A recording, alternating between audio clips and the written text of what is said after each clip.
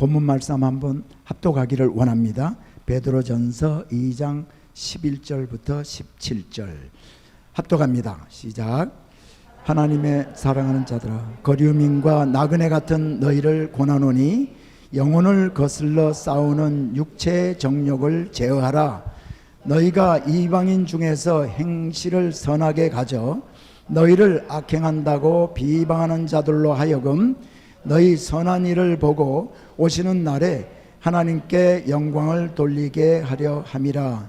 인간의 모든 제도를 주를 위하여 순종하되 혹은 위에 있는 왕이나 혹은 그가 악행하는 자를 징벌하고 선행하는 자를 포상하기 위하여 보낸 종독에게 하라. 곧 선행으로 어리석은 사람들의 무식한 말을 막으시는 것이라. 너희는 자유가 있으나 그 자유로 악을 가리는 데 쓰지 말고 오직 하나님의 종과 같이 하라. 무사람을 공경하며 형제를 사랑하며 하나님을 두려워하며 왕을 존대하라. 아멘. 아멘. 몇 명의 크리스천들이 중동 지방을 여행하고 있었습니다.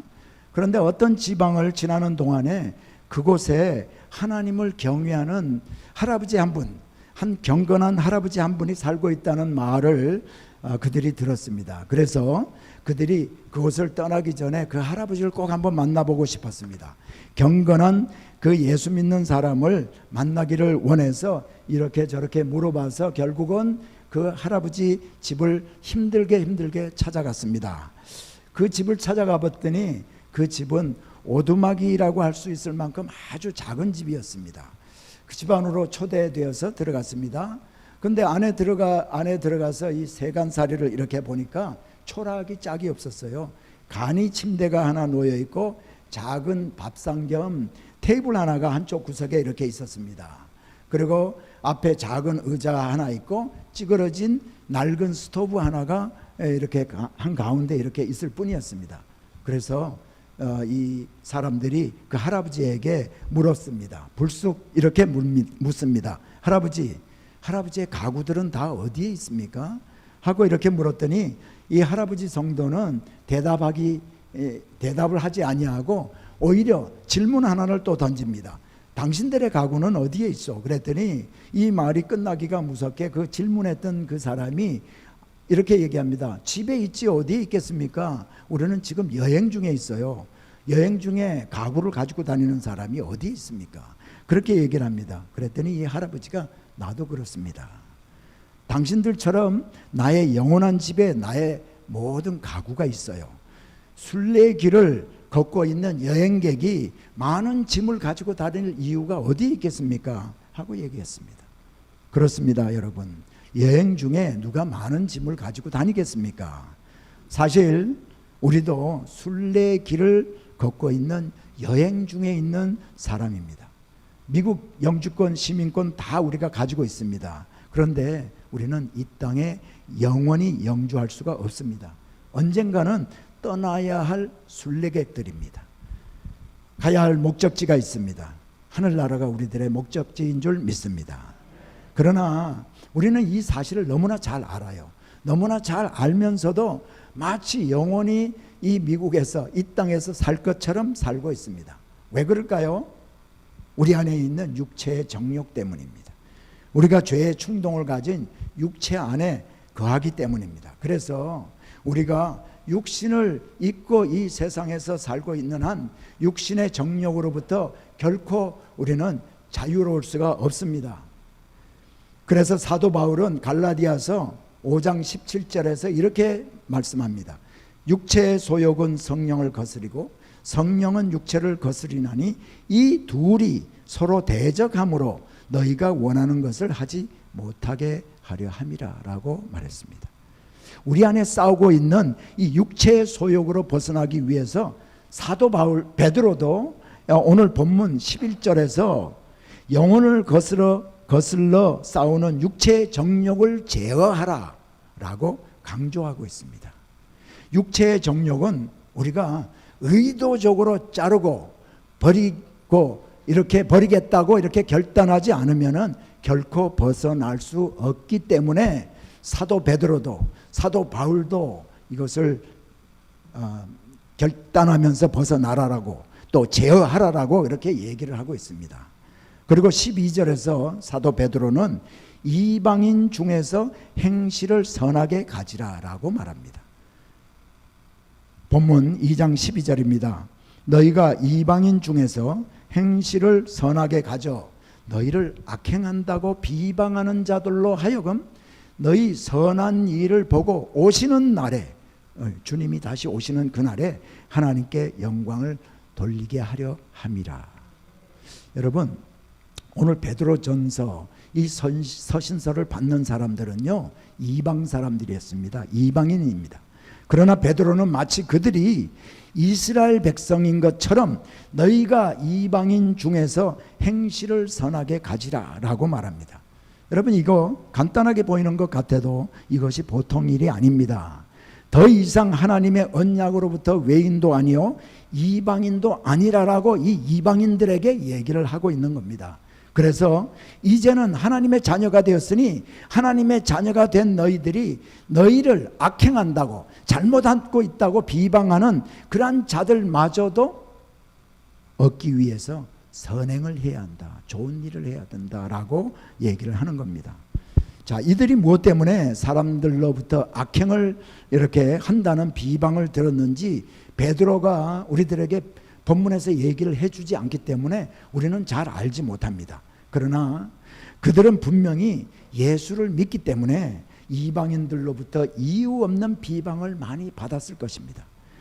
그들처럼 예수 믿지 않는 사람처럼 살지 않는다고 그 사람들이 미워하고 시기했을 것입니다. 우상을 섬기고 육신의 소욕을 쫓아 사는 사람들에게는 예수 믿는 사람들은 바보 같은 사람들 같이 보입니다. 그리고 어리석은 사람들 같이 보였을 것이에요. 그래서 예수 믿는 사람이 사회로부터 왕따 당하고 위정자들로부터 모욕과 또 불이익을 당하면서 살았습니다. 그러나 베드로는 그런 사람들도 구원하기 위해서 선행을 해야 한다라고 오늘 본문에서 얘기를 하고 있습니다. 특별히 13절과 14절에 보면 그들에게 어려움을 주고 핍박을 한 로마 황제, 그리고 황제의 위임을 받고 나와서 그들을 통치하는 총독 같은 사람들에게까지도 순종하라라고 합니다. 13절과 14절 다시 한번 봅니다. 인간의 모든 제도를 주를 위하여 순종하되 혹은 위에 있는 왕이나 혹은 그가 악행하는 자를 징벌하고 선행하는 자를 포상하기 위해서 보낸 총독에게 하라. 여러분, 그들에게 지금 베드로가 이런 사람들에게 순종하라고까지 얘기하는데 순종해야 할 대상이 여러분 참으로 놀랍지 않습니까? 적이나 다름이 없는 권세자인 로마 황제와 그 총독에게까지 순종하라는 겁니다. 여러분, 순종이라는 말은 순순히 잘 따르고 복종하는 것을 말합니다. 아니, 근데 왜 그들에게까지 적이나 다름없는 로마 황제, 그리고 그들을 다스리는, 악행한다라고 비방하면서 다스리는 총독에게까지 순종하라는 겁니까? 순종이란 아까도 얘기했지만 순순히 잘 따르고 복종하는 건데 이것이 이해가 잘 되지 않습니다. 여러분, 이 서신서를 받은 사람들이 이 말에 거부감이 들지 않았겠습니까? 그리고 이 말 때문에 얼마나 힘들었을까요? 하지만 오늘 본문 15절에서 베드로는 왜 세워진 권위에 순종해야 하는지 그 이유를 말하고 있습니다. 15절입니다. 곧 선행으로 어리석은 사람들의 무식한 말을 막으시려는 것이라. 여러분, 여기에서 무식한 말은 하나님을 알지 못하는 사람, 진리를 깨닫지 못하는 사람들이 주장하는 하나님이 없다고 하는 말입니다. 그런 사람들의 비방하는 말과 핍박을 막는 길이 바로 선행이라는 겁니다. 여러분, 위에 세워진 권위가 누구이든지 또 어떤 환경 아래에서 세워진 권위이든지 우리 믿는 사람들이 끝까지 순종하며 선행을 할 때에 그 무시가는 말을 하는 사람들도 우리가 얻게 된다는 말입니다. 세상 권위와 제도에 우리가 순종해야 하는 또 다른 이유 하나를 오늘 본문에서 말하고 있습니다. 또 사도 바울은 로마서 13장에서 권위에 대해서 이렇게 얘기합니다. 로마서 13장 1절로부터 2절인데요. 제가 읽어드릴게요. 각 사람은 위에 있는 권세들에게 복종하라. 권세는 하나님으로부터 나지 않음이 없나니 모든 권세는 다 하나님께서 정하신 바라. 그러므로 권세를 거스리는 자는 하나님의 명을 거스름이니 거스리는 자들은 심판을 자취하리라. 사랑하는 성도 여러분, 우리 위에 세워진, 이 땅에 세워진 모든 권세는 하나님이 세우셨습니다. 이스라엘 백성을 통치하던 로마 황제의 권세도 하나님이 세우신 권세이고요. 또 북한을 통치하는 김정은마저도 하나님이 세우신 권세라는 겁니다. 그러니까 우리가 보기에 마땅하지 않은 그 권세도 하나님이 세우신 권세라는 겁니다. 하나님이 세상에 세운 권세, 권위 가운데 정말 그런 권세는 없으면 좋겠다 하는 권세, 제도 많이 있는 것이 사실입니다. 왜 하나님을 알지 못하는 그러한 자들을 세워서 나라를 통치하게 하시고 왜 불의한 사람을 하나님께서 허락하셔서 권세를 세우셔서 믿는 사람들마저도 이렇게 다스리게 하는지 참으로 우리 능력으로는 도저히 이해할 수 없는 그런 점들이 너무나 많이 있습니다. 도저히 우리의 지혜로는 이해할 수 없어서 우리가 얼마나 답답한지 모릅니다. 하지만 하나님이 세상을 통치하시기 위해서 세우신 권세이시기에 우리가 그 권세에 따라야 한다는 것이 하나님의 말씀입니다. 그러므로 우리 보기에 마땅하지 않은 그 권세도 하나님이 하실 일이 있으셔서 하나님이 세우셨음을 우리가 믿고 겸손한 마음으로 그 권세에도 순종해야 합니다. 이것이 우리가 가져야 될 믿음입니다. 하나님은 신실하시고 선하시고 좋으신 하나님이십니다. 그리고 의로우신 하나님이시기 때문에 결국 우리를 선하게 인도하실 것이라 믿고 우리 위에 세운 권세의 권위에 순종하고 따라야 합니다.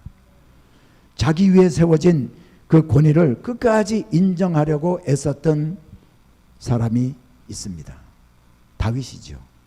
다윗은 브레셋 장군인 골리앗을 물맷돌 5개로 죽인 후에 이스라엘의 지도자로 급부상했습니다. 모든 민심이 다윗에게 다 쏠리게 됩니다. 사울 왕은 결국 위기의식을 느끼고 다윗을 죽이려고 합니다. 그래서 다윗은 도망자가 됩니다. 브레셋 사람인 아기스 왕에게까지 가서 미친 흉내를 내기도 하고 또 아둘람이라는 그 굴에서 숨어 지내기도 합니다. 그러나 다윗은 자기가 따르는 자들과 함께 도망을 다니는 동안 2번이나 사울을 죽일 수 있는 기회를 갖게 됩니다. 한 번은 엥게디 황무지에서 사울이 굴에 급한 용무가 있어서 들어가게 됩니다. 이때 이 굴 깊숙한 곳에 숨어있던 다윗의 부하들이 숨어있는 것을 사울은 알지 못하고 거기에서 그 동굴에서 용변을 보게 됩니다. 다윗의 부하들은 사울을 죽일 절호의 기회인 것을 깨닫고 다윗에게 죽이자고 얘기를 합니다. 그러나 다윗은 하나님이 세운 기름 부은 왕을 죽이지 못하게 합니다. 죽일 수 있었음에도 사울의 옷자락을 살짝 베기만 합니다. 그러나 다윗은 하나님이 세운 그 권위인 사울 왕의 옷자락을 조금 벤 것마저도 마음에 찔려서 회개하는 마음을 가졌습니다. 다윗은 부하들에게 이렇게 얘기합니다. 사무엘상 24장 6절입니다. 내가 손을 들어 여호와의 기름 부음을 받은 내 줄을 치는 것은 여호와께서 금하시는 것이니 그는 여호와의 기름 부음을 받은 자가 됨이니라. 다윗에게 2번째 기회가 옵니다. 유대 강야 하길라 산 길가에서 사울과 그의 부하들이 진을 치고 있을 때에 죽일 수 있는 기회가 또 있었습니다. 사울과 그의 부하들이 모두 지쳐서 골아떨어져 자고 있었습니다. 이때 다윗의 부하 아비새가 이렇게 얘기합니다. 사무엘상 26장 8절이에요. 아비새가 다윗에게 이르되 하나님이 오늘 당신의 원수를 당신의 손에 넘기셨나이다. 그러므로 청하오니 내가 창으로 그를 찔러 단번에 땅에 꽂게 하소서. 내가 그를 2번 찌를 것이 없으리이다. 단번에 죽일 수 있는 기회였습니다. 그래서 단번에 확인 사살하겠다고 다윗의 부하 장군이었던 아비새가 그렇게 얘기합니다. 그러나 그때도 다윗은 누구든지 손을 들어 여호와의 기름 부음 받은 자를 치면 죄가 없겠느냐 하면서 죽이는 것을 결코 허락하지 않습니다. 사랑하는 성도 여러분, 사울은 다윗을 죽이려고 찾아다니던 사람입니다. 다윗에게 사울은 적이나 다름없는 사람이었습니다. 사울을 죽일 기회가 왔을 때 사울을 죽였다면 더 이상 도피 생활을 하지 않아도 됩니다. 고생하지 않고 이스라엘의 왕이 될 수도 있었습니다. 사실 다윗도 사무엘 선지자 사무엘을 통해서 그 이전에 이미 왕으로 기름 부음을 받은 적이 있습니다. 그러나 그는 자기보다 먼저 하나님이 기름 부으신 권위인 사울을 자기 손으로 해치기를 원치 않았습니다. 다윗은 이렇게 말합니다. 사무엘상 26장 10절이에요. 다윗이 또 이르시되 여호와께서 살아계심을 두고 맹세하노니 여호와께서 그를 치시리니 혹은 죽을 날이 이르거나 또는 전장에 나가서 망하리라. 다윗은 기름 부음 그 왕을 죽이거나 망하게 하는 것은 철저한 하나님의 주권임을 믿었어요. 그래서 다윗이 하나님의 주권을 철저하게 인정하는 이러한 모습을 하나님이 보시고 내 마음에 합한 사람이다 라고까지 하신 줄 믿습니다. 사랑하는 여러분, 하나님은 우리 위에 많은 권세를 세우셨습니다. 우리는 어떤 마음과 어떤 자세를 가지고 그를 우리 위에 세운 권세를 대하고 있는지 우리 한번 생각을 해볼 필요가 있습니다. 여러분, 직장에서 우리 위에 세운 직장의 상사가 우리 위에 세운 권세입니다. 이 라미라다 시장도 여기에 사는 이 시에 사는 사람들이라면 우리 위에 세운 권세이고요. 로스앤젤레스 시장이 우리 위에 세운 권세입니다. 미국 대통령은 말할 것도 없이 우리 위에 세운 권위입니다. 여러분이 어떤 단체에 속해 있다면 그 단체를 이끌고 나아가는 지도자 역시 우리 위에 세운 하나님이 우리 위에 세운 권위입니다. 교회에서도 하나님의 종으로 세움받은 목사님이 권위이고 또 기름 부음 받은 장로님들이 세워진 권위입니다. 우리들 대부분은요, 그런데 로스앤젤레스 시장이나 또 미국 대통령과 같은 공적인 권위에 대해서는 별 문제가 없어요. 법을 준수하고 행정명령을 지키고 세금을 잘 내는 것이 그 권위에 순종하는 것이 됩니다. 그러나 직장에서 우리가 매일 만나는 상사와의 관계에서는 많은 일들이 발생합니다. 어떤 상사는 너무나 심하게 직원을 다루고 무시하는 상사도 있어요. 우리 크리스찬들이 이런 상사들에게 어떻게 대해야 하는가, 이런 문제에 대해서는요, 사실 다음 기회에 아마 다음 주일날 설교 말씀에서 깊이 다룰 기회가 있겠지만은 사도 베드로가 오늘 본문이 아닌 다음 주 본문인 18절에서 이렇게 얘기를 하고 있습니다. 사환들아, 베드로전서 2장 18절이에요. 사환들아, 범사에 두려워함으로 주인들에게 순종하되 선하고 관용하는 자들에게만 아니라 또한 까다로운 자들에게도 그리하라. 까다로운 상사들에게도 그렇게 순종하라는 것입니다. 뒤에서 직원들끼리 상사의 흉을 보고 험담하는 행위들은 하나님이 기뻐하지 않는 행위입니다. 세우신 권세를 거스리는 것은 하나님의 명을 거스리는 것이라고 했습니다. 심지어 그것은 하나님의 심판을 자취하는 것이라고 로마서 13장에 기록하고 있습니다. 여러분, 교회에 세운 그 권위를 아름답게 섬긴 두 분을 소개하려고 합니다. 이 이야기는 너무나 우리 성도님들에게 또 세상적으로 많이 잘 알려진 이야기입니다. 1900년에 미국 장로교 선교사인 테이트 선교사가 설립한 금산교회라고 있습니다. 그 교회에서 이제 이 금산교회에서 장로를 세우기 위해서 투표를 하는데요. 두 사람이 이제 피택이 되게 됩니다. 그래서 이제 두 사람을 놓고 선거를 하게 됩니다. 그런데 한 사람은 그 집에서 머슴을 사는 이자익이라는 사람이었고요. 또 한 사람은 그 이자익이라는 사람이 머슴 생활을 하고 있는 그 집의 주인이었습니다. 조덕삼이라는 그 주인이 되는 사람입니다. 그런데 이 두 사람을 놓고 성도님들이 투표를 했어요. 투표를 마치고 보니까 표가 모자라서 주인은 장로가 되지 못하고 머슴인 이자익이라는 사람이 장로가 되었다고 합니다. 아마 보통 사람 같으면 어떻게 했을까요? 주인 장로가 아마 교회를 떠났을지도 모르겠습니다. 그런데 그 집에서는 머슴과 주인의 관계가 되고 교회에서는 장로와 평신도의 관계였지만은 이 머슴을 둔 그 조덕삼 씨는 그때부터 이자익이라는 머슴 장로님을 정말 잘 받들었다고 합니다. 그 머슴 장로님 역시 자기가 장로라고 주장하지 아니하고 겸손하게 성도들을 섬기고 특별히 이 주인인 이 조덕삼 씨를 잘 받들었다고 합니다. 이 두 사람의 아름다운 행실이 주위에 이렇게 널리 알려지게 되고 그래서 교회가 크게 부흥했다고 합니다. 자, 얼마 후 또 시간이 지나서 이 주인도 장로가 되었어요. 조덕삼 씨도 장로가 되었습니다. 그런데 이 조덕삼 씨 주인 장로의 재정적인 도움으로 그 머슴 장로인 이자익이라는 사람이 신학을 하게 됩니다.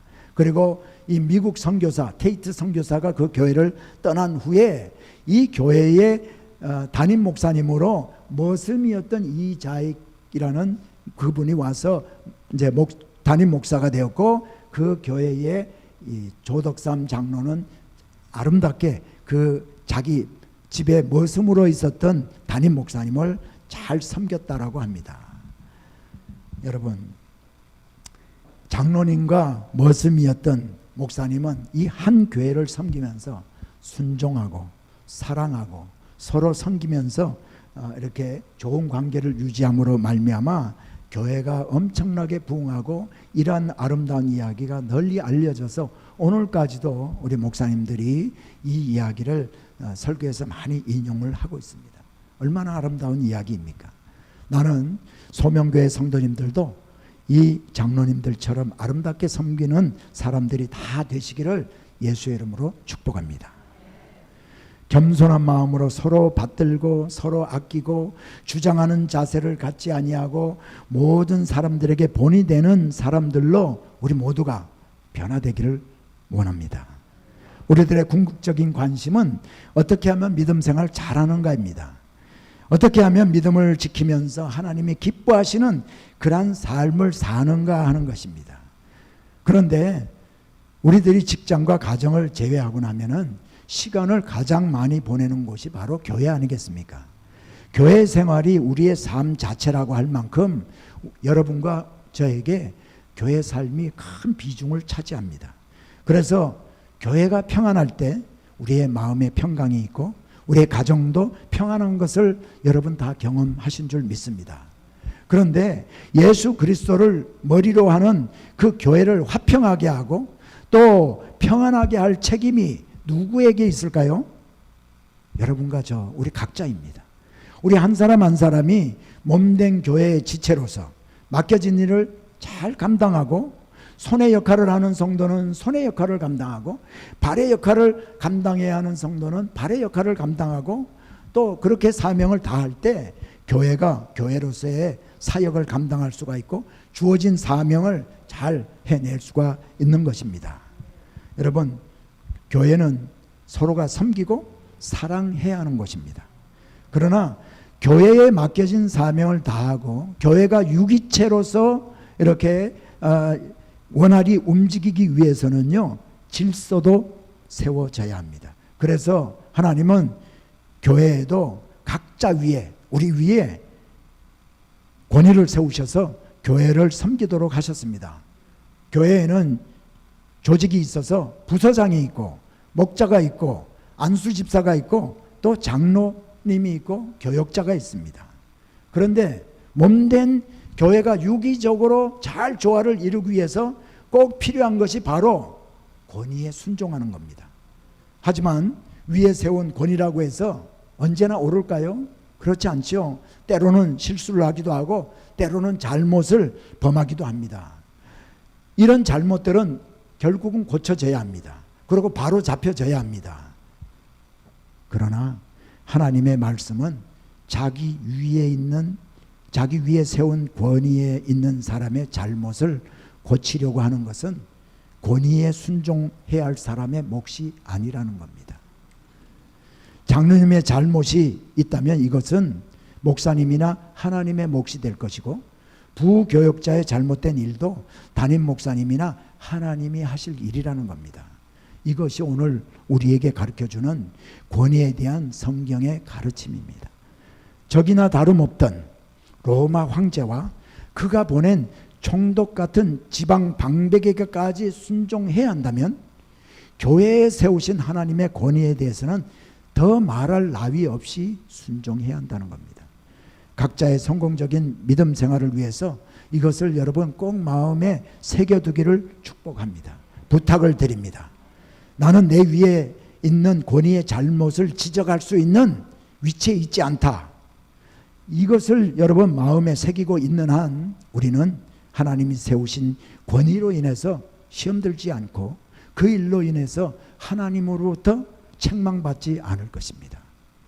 교회에 세운 지도자들에게 잘못하고 있는 것을 알려주기보다는 그분들을 위해서 기도하고 또 그분들을 위해서 하나님 앞에 그냥 매달리면서 기도할 때 교회가 편안해지고 또 하나님이 그들을 바로 서게 하실 줄 믿습니다. 베드로전서 5장 5절로부터 7절에서 교회 위에 세운 권위에 순종할 것을 베드로는 이렇게 가르쳐주고 있습니다. 베드로전서 5장 5절로부터 7절입니다. 젊은 자들아, 이와 같이 장로들에게 순종하고 다 서로 섬김으로 허리를 동이라. 하나님은 교만한 자를 대적하시되 겸손한 자들에게는 은혜를 주시느니라. 그러므로 하나님의 능하신 손 아래에서 겸손하라. 때가 되면 너희를 높이시리라. 너희 염려를 다 주께 맡기라. 이는 그가 너희를 돌보심이라. 이 마지막 7절 말씀을 특별히 주목하시기 바랍니다. 너희 염려를 다 주께 맡기라. 이는 그가 너희를 돌보심이라. 여러분, 우리 모두는 우리가 섬기는 교회를 사랑하고 교회를 아낍니다. 그래서 우리는 교회를 위해서 걱정을 하기도 하고 근심하고 염려를 합니다. 그러나 베드로는 너희 염려를 주께 맡기라라고 했습니다. 특별히 자기 위에 세운 권위에 대한 염려를 다 주께 맡겨버리라는 겁니다. 왜냐하면 하나님이 우리를 이미 돌아보고 계시기 때문에, 돌보고 계시기 때문이라는 것이죠. 이는 그가 너희를 돌보심이라. 하나님의 교회는 하나님이 다스리시고 하나님이 돌보시고 있음을 꼭 믿으시고 하나님께 맡기는 성도들이 되므로 하나님의 은혜로 충만하게 되시기를 예수 이름으로 축원합니다. 서로 겸손히 우리가 맡은 직분에 충성할 때에 우리들의 믿음 생활과 교회 생활이 기쁨으로 충만하게 됩니다. 하나님의 평강이 우리들의 삶에 풍성해지게 될 것입니다. 우리가 이렇게 섬길 때에 소명교회가 하나님이 돌보시는 교회가 될 줄 믿습니다. 베드로전서 2장 16절에서 너희는 자유가 있으나 그 자유로 악을 가리는 데 쓰지 말고 오직 하나님의 종과 같이 하라 라고 베드로는 그들에게 권합니다. 자유가 있으나 그 자유로 악을 가리는 데 쓰지 말고. 이 말이 무슨 말일까요? 이 말을 세번역으로 보면은 좀 쉽게 이해가 됩니다. 세번역 한번 올려주세요. 세번역. 여러분은 자유인으로 사십시오. 그러나 그 자유를 악을 행하는 구실로 쓰지 말고 하나님의 종으로 사십시오. 여러분, 우리는 하나님의 종 하면은 목사님이나 하나님의 특별히 택한 사람들을 이렇게 생각을 하게 됩니다. 그런데 오늘 하나님께서는 베드로를 통해서 우리 모두에게 하나님의 종같이 하라라고 얘기를 하고 있습니다. 우리는 이렇게 말할 수가 있어요. 세상 권세와 인간에 세운 제도에도 나는 자유하다. 그러나 내가 순종하고 안 하고 나의 자유에 속한다 하면서 자기 하고 싶은 대로 우리가 하는 사람들에게 그렇게 하지 말라라고 얘기하는 겁니다. 사도 바울도 우리가 가진 자유에 대해서 이렇게 설명해 줍니다. 갈라디아서 5장 13절입니다. 형제들아, 너희가 자유를 위하여 부르심을 입었으나 그러나 그 자유로 육체의 기회로 삼지 말고 오직 사랑으로 서로 종노릇하라. 오직 사랑으로 서로 종노릇하라. 오늘 본문 16절 마지막에도 하나님의 종과 같이 하라. 비슷한 이야기죠. 그리고 바로 이어서 오늘 본문 17절에서 하나님의 종과 같이 하는 것이 무엇인가를 우리에게 설명해 주고 있어요. 뭇 사람을 공경하며 왕을 존대하라고 했습니다. 17절 한번 제가 먼저 읽어드려야겠네요. 뭇 사람을 공경하며 형제를 사랑하며 하나님을 두려워하며 왕을 존대하라. 오늘 이 본문 17절 말씀이 오늘 말씀의 결론이 될 것 같습니다. 뭇 사람을 공경하며 왕을 존대하라라고 했는데 뭇 사람은 누구를 얘기할까요? 그들이 사는 고장의 시민들, 불신자를 포함한 모든 사람들을 얘기를 하고, 그리고 여기에서 얘기하는 형제를 사랑하며, 이거는 주 안에서 형제된 성도들을 사랑하며 살라라는 얘기고요. 또 여기에서 왕이란 그들을 다스리는 로마 황제와 그가 세운 방백들을 얘기합니다. 그 왕들에게 어떻게 하라고요?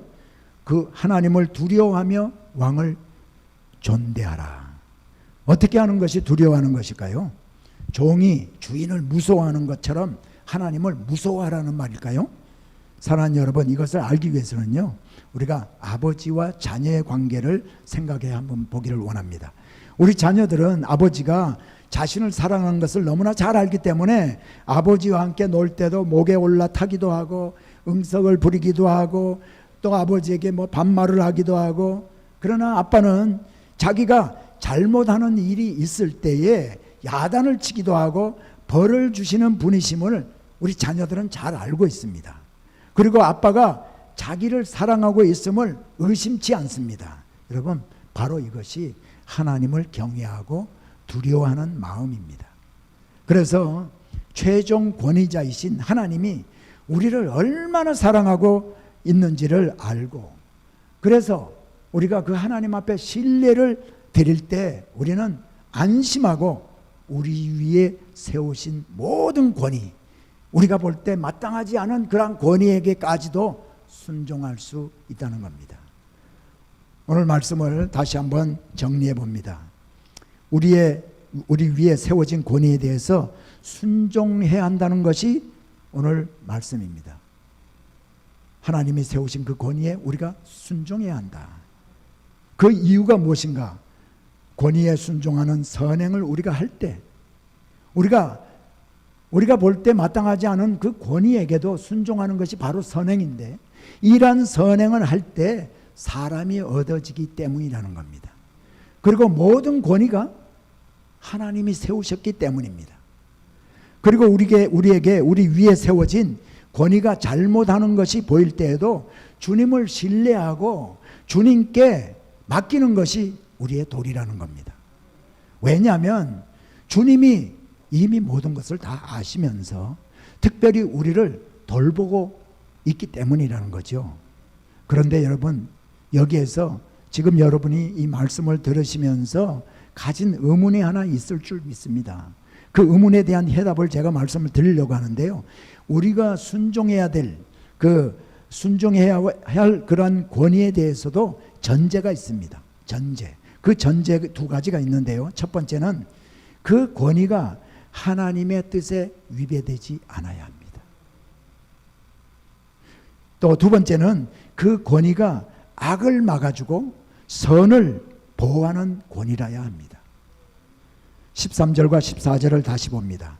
인간의 모든 제도를 주를 위하여 순종하되, 혹은 위에 있는 왕이나 혹은 그가 악행하는 자를 징벌하고 선행하는 자를 포상하기 위해서 보낸 총독에게 하라. 이 13절과 14절의 말씀의 방점이 어디에 있는가 하면 17절, 14절입니다. 그가 악행하는 자를 징벌하고 선행하는 자를 포상하기 위하여 보낸 권위 얘기하라는 겁니다. 여러분, 다니엘과 세 친구의 경우가 좋은 예가 됩니다. 느부갓네살 왕이 신상에다가 절하게 했습니다. 그러나 다니엘과 그 친구들이 절하지 않았습니다. 왜? 신상에 절하는 것은 하나님의 뜻에 위배되기 때문입니다. 오늘날 동성애에 대해서 정부에서 많은 이렇게 인정을 하고 허락하는 일이 있습니다. 그런데 결코 동성애는 하나님의 뜻이 아닙니다. 그렇기 때문에 우리가 교회에서 그것을 따르지 않는 것입니다. 모세의 어머니 요게벳도 애굽의 바로의 명에 복종하지 아니하고 모세를 살려줍니다. 여러분, 일제시대 때 신사참배를 거부한 많은 주의 종들도 결국은 그 권위가 신사참배를 하도록 했지만 하나님의 뜻에 맞지 않기 때문에 거부한 것이죠. 오늘 우리에게 주신 이 말씀은 우리가 적용하기 쉬운 말씀이 아닙니다. 그러나 우리 위에 세운 권위에 순종하는 것이 하나님께 순종하는 것이 됩니다. 오늘날 많은 교회들이 세상 사람들로부터 비난을 받는 대부분의 이유가 무엇인가? 교회에서도 권위에 순종하지 않고 도전하는 일들이 너무나 많기 때문입니다. 이런 일들이 있을 때 세상 사람들로부터 우리가 비난받기도 하지만요, 우리 교회 안에 있는 우리 많은 성도들이 얼마나 많은 상처를 받고 실족하는지 모릅니다. 그러므로 오늘 말씀은 우리 성도님들이 천국 갈 그날까지 철저하게 만판에 새기고 있어야 할 말씀인 줄 믿습니다. 하나님이 세우신 그러한 권위에 도전하면 결국은 하나님께 불순종하는 것이 되고 맙니다. 교회에서 봉사하고 11조를 포함한 모든 헌신을 했던 모든 것들이 여러분 허사가 됨을 여러분 꼭 기억하시기 바랍니다. 그러므로 여러분의 소명교회는 권위에 불순종함으로 인해 아픔을 겪지 아니하고 하나님께서 주신 사명을 우리가 권위에 순종함으로 말미암아 끝까지 감당하는 교회가 될 수 있기를 축복합니다. 기도하겠습니다. 하나님, 은혜를 감사합니다.